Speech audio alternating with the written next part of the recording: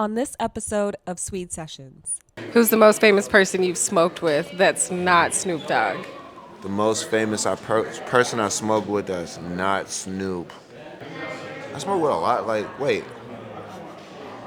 Who's under Snoop? Obama? You're under Snoop.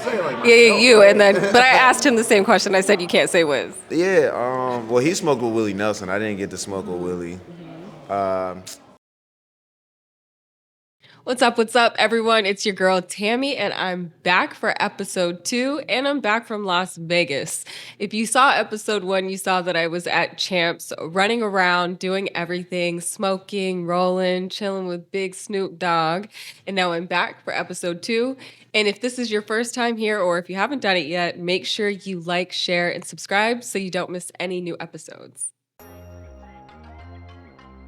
My girl Stephanie, who is VP of Khalifa Kush, hit me up and let me know that the brand is dropping a new strain and doing a meet and greet in downtown LA, so I figured I'd pop by. Khalifa Kush is owned by the one and only Wiz Khalifa, who, besides Snoop Dogg, is probably the most identifiable stoner on planet Earth. KK is absolutely one of those strains that has ingrained itself within the culture, and although I love Khalifa Kush, I'm really excited about the new strain drop, which is called Point Breeze. I also really wanted to have a chance to sit down and ask Wiz what was the meaning behind this name, and so much more, so check it out.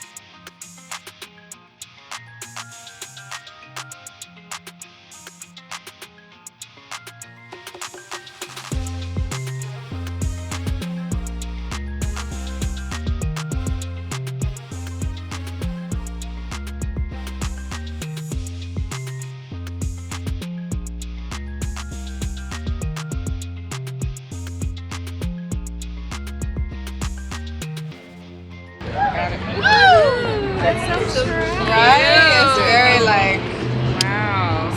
So you would put your weed in here, filter here if you're into that, then tobacco, rose petals, herbs, whatever else you want to fill in, close it, spin it, and then you put the paper on top of it, close it again, spin it, and then it rolls the paper in. Cool. Yeah, easy. Like a 1, 2, 3. Negativity is weak. I agree. That's really neat. Yeah, positivity is strong. Push that thing back in. How much does that retail?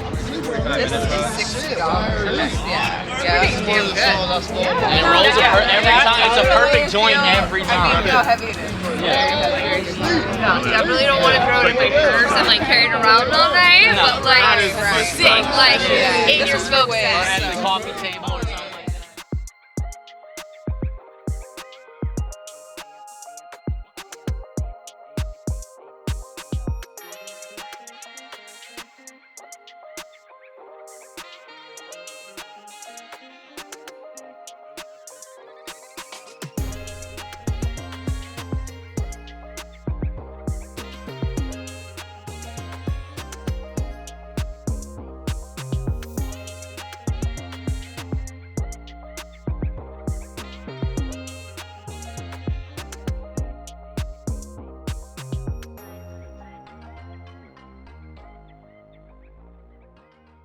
Okay, I have quick questions for you. Let's do it. Okay, so tell us the significance of the name Point Breeze.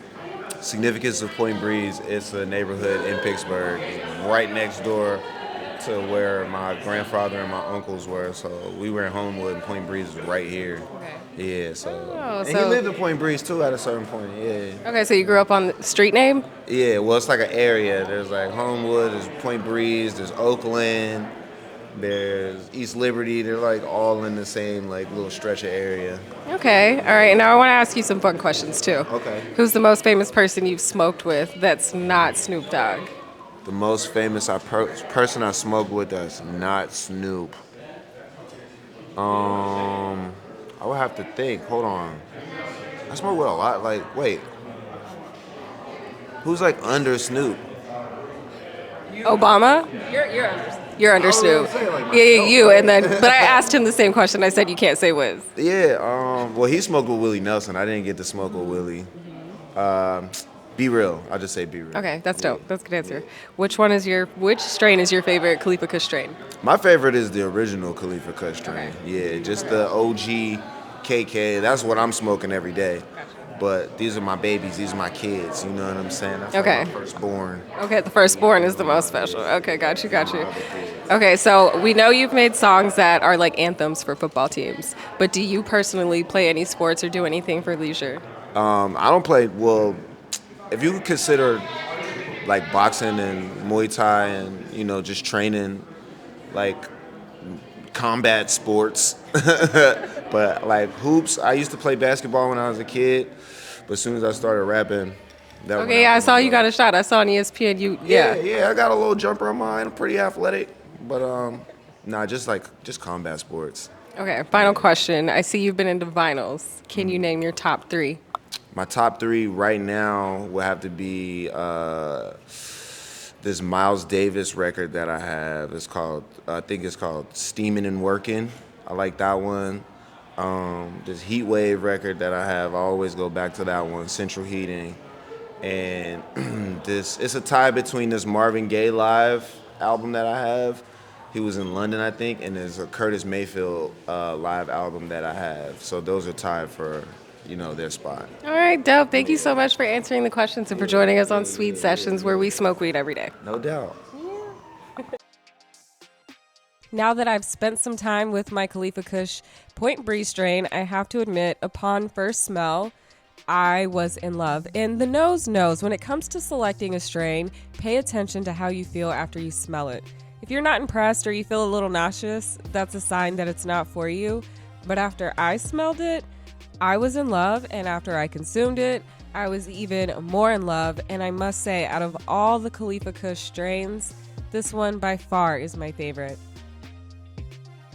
All right, so I'm back from Champs. I'm back from Vegas. I've been relaxing and really just focused on growth. There's so much happening in the world right now. Everything seems to be changing. My life even feels so different than it was 3 months ago. So I'm really just focused on growth and being intentional. So some of the things that I've been doing is, for the first time in probably 25 years, I'm going through Lent. I went to Alabama in the country to hang out with friends and find some peace and some nature. I'm doing daily Bible study. I'm also accepting new realities, figuring out my career. If you know anything about my platform, I'm doing a little bit of sports things here and there as well, which bring me so much joy. A moment in my journey where I had to step outside of my comfort zone to level up was coming out as a cannabis user at the beginning of my career. I grew up in the Midwest or the South. Nobody really claims Oklahoma. And to them, it was like crack cocaine. And this was 2008. That's when I began talking about it. And then actually starting the Instagram in 2019 was so scary. But I had to do it, and it was embraced. And I just always think about, what if I would have never done that? I wouldn't be here talking to you right now. Definitely not on a show being produced by one of the biggest stoners in the entire world. So that was probably getting started in my career, was probably the biggest moment of embracing change. Man, my benchmarks for growth, they change depending where I'm at in life. So right now, I'm going through a lot of grief, and I lost my mom about 3 months ago on Christmas Day. So my benchmark for success is not cussing people out. But in all seriousness, I don't look at my bank account or awards or anything like that. I really look at me as a person. Am I different than what I was in 5 years? And was that a net positive or a net negative change? And that's how I measure growth. Maybe your finances don't change. Maybe you don't hit certain goals, but there is a marked change in who you are as a soul and as a spirit. And to me, that's success. When do I know when it's time to pivot versus pushing through a challenge? I don't think I quite have that figured out. I think that's something that I'm still learning on this Earth School. Sometimes I do stay in situations too long, or sometimes I see things with love and not reality, and then I get burned. So I think that's a lesson that I'm still learning. Even with the Cannabis Cutie and how social media is working, I know that I probably need to tweak things a little bit, but I'm just watching, waiting, and trying to figure it out. So that's kind of where I'm at in my life.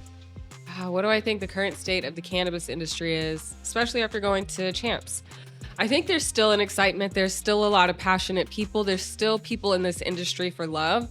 But I also think the industry is in survival mode. We're constantly seeing new brands, people retiring their companies, always new faces, and it's kind of sad.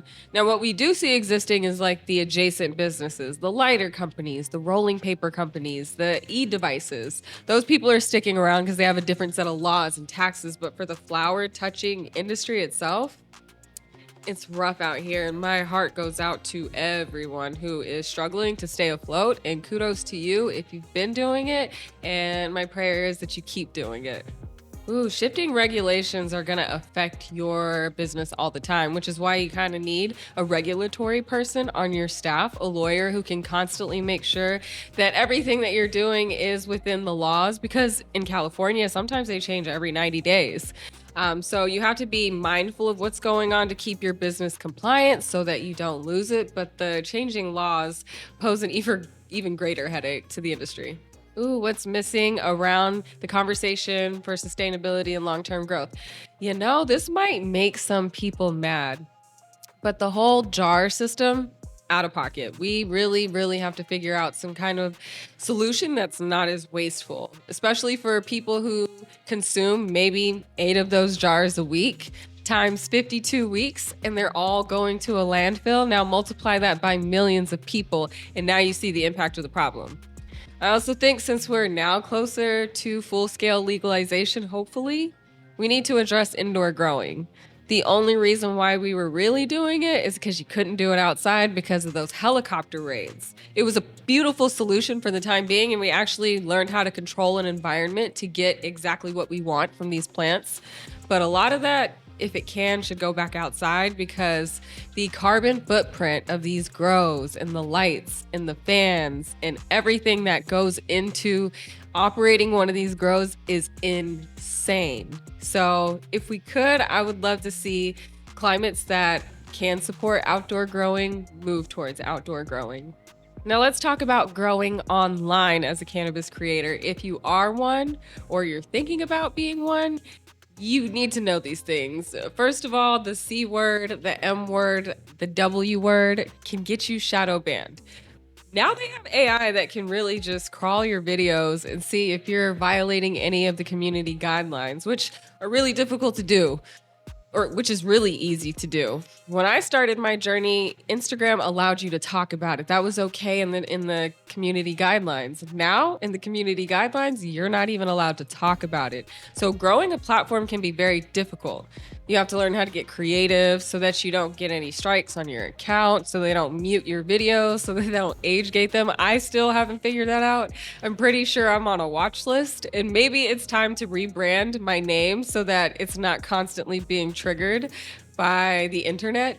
But just know that it's not something that is easy, or there's a lot of stress. Let's put it that way. You might wake up and your account is down. I've woken up to that 14 times.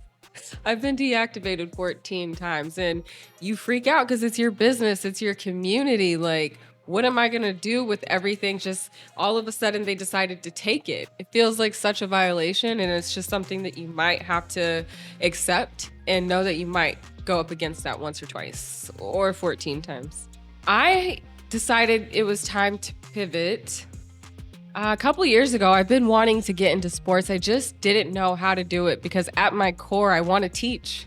I can get on the internet and talk about sports just for an opinion, but I'm always thinking about what value am I bringing people. So finally, that idea was, I'll make a show where I teach people the sport of football, because I have tons of friends that don't watch football, but will watch it with me. And then I teach them about it, and they actually find an interest and like the sport. So that's one of the ways that I got into it. And I'm still actually figuring that out. I'm at a point in my life where I'm trying not to control everything too much. I set the goals, I create the plan, and then I let the plan go in the direction that it's intended to. Ooh. Sticking to your vision while also adapting to change is just all about intentionality. Just like when you consume a blunt, set your intention. Just like when you're about to eat a plate of food, set your intention. So that's all I try to do. And when I start feeling lost, I always go back to that, which is ground zero. Why am I doing this? Your why matters so much. And if it doesn't make sense anymore, then you really know it's time to pivot. Advice to give to someone who feels stuck and wants to grow.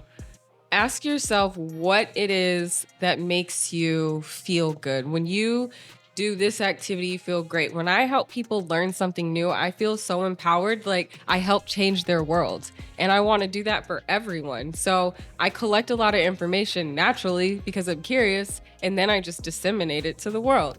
So ask yourself, what is it? Is it creating art? Is it interpreting art? That's the thing that you run towards because your desire is a clue on what it is that you're supposed to be doing. So speaking of intention and growth, I am going to expand my horizons and set my intention for you to enjoy this next segment, which is me dressing up and going to a high tea in West Hollywood at the Artistry.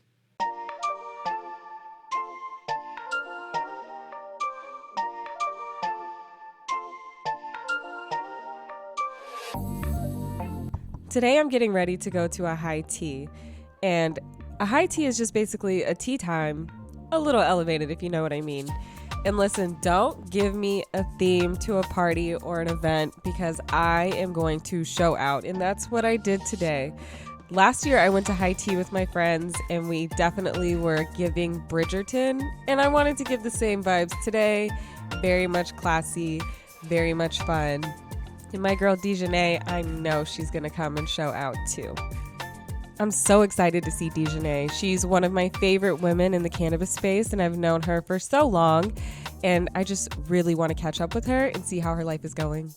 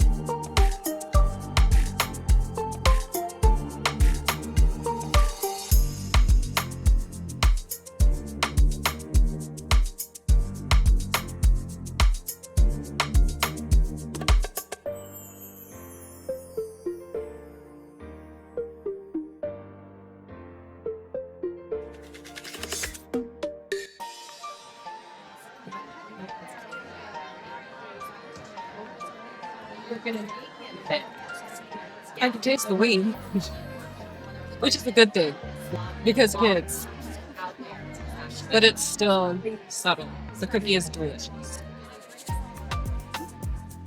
And now I'm here at the Artistry with one of the owners, I believe, Courtney. She is the mind behind this beautiful afternoon, and all of the china that you see is actually her collection. Can you tell us more about that? So when I got married, I had this crazy idea that I wanted to have mismatched china for 250 people at my wedding. And I started this massive collection. And then when I got into the cannabis industry and we named our stores The Artistry, I thought, how can we not have a high tea by The Artistry? Which then meant a total new reason to reuse all this china. Right. This is actually my second time coming. And I always love coming. I always love to dress up for the occasion. And I love the little snacks. Can you tell us about the art of infusing and tea? So we believe that infusing cannabis can be done for fun activities or even on a daily basis in a microdosing type way rather than utilizing other substances. So what we're trying to do is normalize the idea of regular events, but giving you an opportunity to consume cannabis in a way that's going to suit you to still be productive in your daily life. That's amazing. Where do you envision this idea being in 10 years? I mean, I would love to have high tea parties be something that you have in your home for your girlfriends or for a bridal shower or maybe a wedding anniversary party or something like that. But it can go beyond high teas. We can find different ways to bring in cannabis chefs and have special curated dinners or farm to table, but utilizing different cannabis ingredients to just give you an experience that's completely different from something else you might have. Well, I'm a fan. I love what you're doing here. Thank you for having me. I'm excited to see the next one, and I'm going to finish hanging out with my friends. Okay, so part of my change strategy was doing Lent. 1 second. I decided to go through Lent, and I was like, oh, I'll just give up red meat. That's easy. I just won't buy it, and I won't put myself in situations where I'm tempted. And then I decided to go to this retreat at Culture Valley Farms in Alabama with one of my best friends in the entire world, the Ganja Guru. And wouldn't you know it, they had all kinds of pig and goat and cow. I mean, oxtail, ribs, pork shoulder, and I couldn't have any of it. It was the biggest test.